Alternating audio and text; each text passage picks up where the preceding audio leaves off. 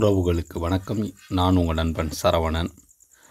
ஆசிரியர் தேர்வு வாரியத்திலிருந்து, அதாவது முக்கியமாக பள்ளிக்கல்வித்துறையிலேருந்து ஒரு அறிவிப்பு. அது என்னென்னு பார்த்தீங்கன்னா, இப்போ இடைநிலை ஆசிரியர்கள், இப்போ பட்டதாரி ஆசிரியர்களுக்கான தேர்வு நடத்த இருக்கிறாங்க. 7ஆம் தேதி.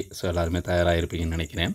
இப்போ இடைநிலை ஆசிரியருக்கு எவ்வளவு வேக்கன்சி இருக்க வாய்ப்பு இருக்குது அப்படிங்கிறதுல, இப்போ ஏற்கனவே 1000 வேக்கன்சி இருக்கும் அப்படிங்கிற சொல்லியிருந்தாங்க இல்லையா? இப்போ கூடுதலாக வேக்கன்சி சொல்லியிருக்காங்க. இந்த காலி பணியிடங்கள் குறித்து தான் இப்போ வெளியிட்டிருக்காங்க.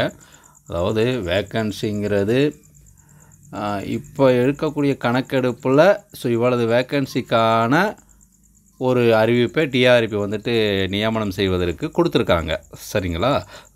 இது மாறக்கூடியது தான், கூடத்தான் செய்யுமே தவிர குறையாது. அந்தந்த காலகட்டத்தை பொறுத்து மாறும். ஆனால் இப்போதைக்கு இருக்கக்கூடியது அப்படிங்கிற போது இப்போ 1/8/2022 நிலவரப்படி பார்த்திங்கன்னா, இடைநிலை ஆசிரியர் பணியிடங்களுக்கு 1000 காலி பணியிடங்களை நேரடி நியமனம் மூலம் நிரப்பிட அனுமதி அளிச்சிருந்தாங்க.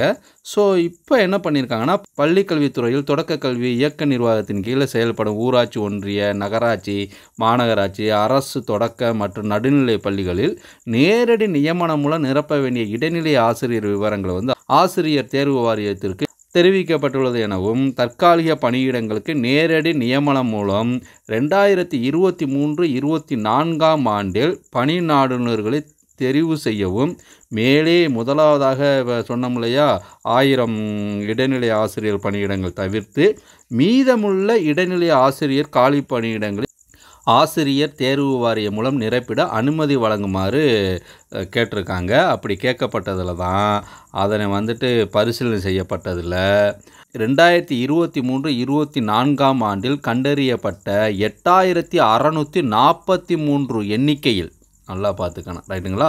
அப்போ இடைநிலை ஆசிரியர் தேவை தற்பொழுது உள்ள சூழலில் 8643 அப்படிங்கிற சொல்லப்பட்டிருக்குது. ஏற்கனவே அனுமதி வழங்கப்பட்ட 1000 இடைநிலை ஆசிரியர் பணியிடங்களுடன் கூடுதலாக 500 இடைநிலை ஆசிரியர் பணியிடங்களை ஆசிரியர் தேர்வு வாரியம் மூலம் நிரப்பிட தொடக்க கல்வி இயக்குநருக்கு இப்போ அனுமதி அளித்து அரசு ஆணையிட்டிருக்காங்க.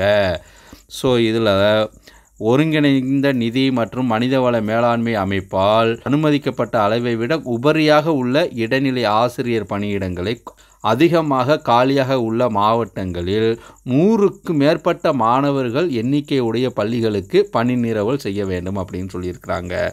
தற்போது இடைநிலை ஆசிரியர் 1500 பணியிடங்களை நிரப்பிக்கொள்ள அனுமதிக்கப்பட்டதில் தேர்வாகும் தேர்வர்களை பட்டதாரி ஆசிரியர் பணியிடங்கள் அதிகமாக காலியாக உள்ள மாவட்டங்களில் முன்னுரிமை அடிப்படையில் நியமனம் செய்யப்பட வேண்டும் அப்படிங்கிறதையும் சுட்டி காட்டியிருக்கிறாங்க.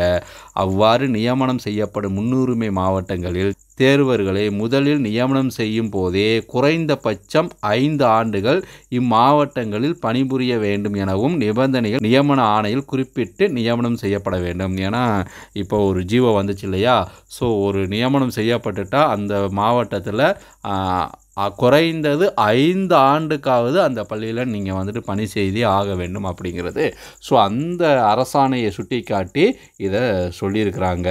அப்போ அந்த வகையில் பார்த்திங்கன்னா, இப்போ ஏற்கனவே 1000 காலி பணியிடம் அப்படிங்கிற சொல்லப்பட்டது இப்போ 500ஓடு சேர்த்து 1500 காலி பணியிடங்களை நிரப்புவதற்கு ஆசிரியர் தேர்வு வாரியத்திற்கு இப்போ அனுமதி கொடுத்துருக்குறாங்க.